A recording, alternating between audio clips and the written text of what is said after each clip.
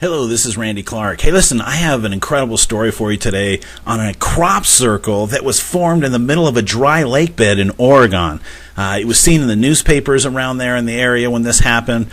Just an incredible story.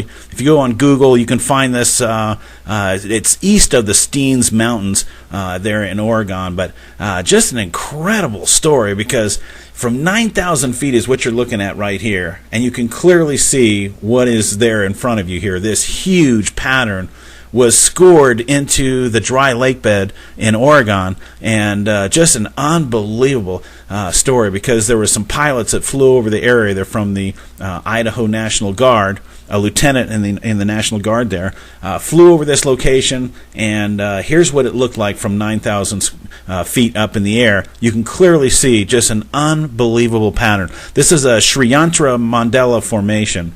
It's an ancient symbol.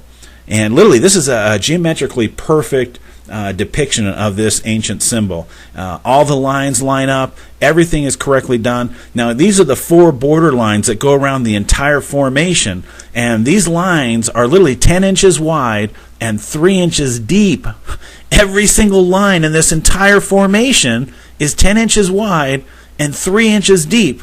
So again, this is on hard pan desert type dirt, so it's very compacted, very difficult to score into this type of material, especially a 10-inch trough that's 3 inches deep throughout this entire depiction here. So who knows what made this? All we know is a few things that we know about this. Number one, there was no cars in this area. There's no tire marks into this area. It's in a very remote location, so it's out kind of in the middle of the nowhere. And all of a sudden, here you find this incredibly huge looking crop circle looking type of image in the middle of the desert.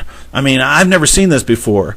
But again, this happened at a time when there was no kind of tools that you could use for this kind of a formation in 1990 and pull this off in a very short period of time. I mean, this thing had to have taken some time to be done if it was humans making something like this. However, if this was something that was non-human that did this, that had some kind of higher technology, well, you might be able to carve something like this out of the desert in no time at all because, again, the pilots hadn't seen this on the ground as they flew over this area. And this is a training area where they fly planes over all the time for the military. No one saw this. Just all of a sudden, August 10th rolls around, 1990, and these pilots fly over, and all of a sudden, whammo, there this thing is in the middle of the desert. But again, this was not done by humans, it looks like, because there's no tire marks, no footprints, no kind of score marks from machines that you would think that could do something like this. So how do you make something like this in the middle of a dry lake bed? And again, this is 13.3 miles long. If you go to each one of these grooves and you measure the distance around this entire formation through all of these lines, it's 13.3 miles long. You tell me, how do you make a groove 13.3 miles long, 10 inches wide, 3 inches deep, into very compact, hard dirt? Not very easy to do. I mean, even if you had a backhoe, that would be almost impossible to do something like that and really make it look perfect like this formation is. It's absolutely perfect, perfection in terms of the lines, the formation. And I believe there's like 7 or 8 triangles inside the center of this thing. So it's just an incredible formation, again, in the middle of a dry lake bed.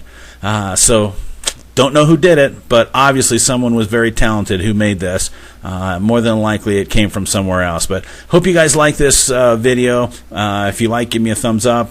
If you want, subscribe to my channel. Go for it, Randy, and check out my other videos as well. So hope you appreciate this video. Take care, guys.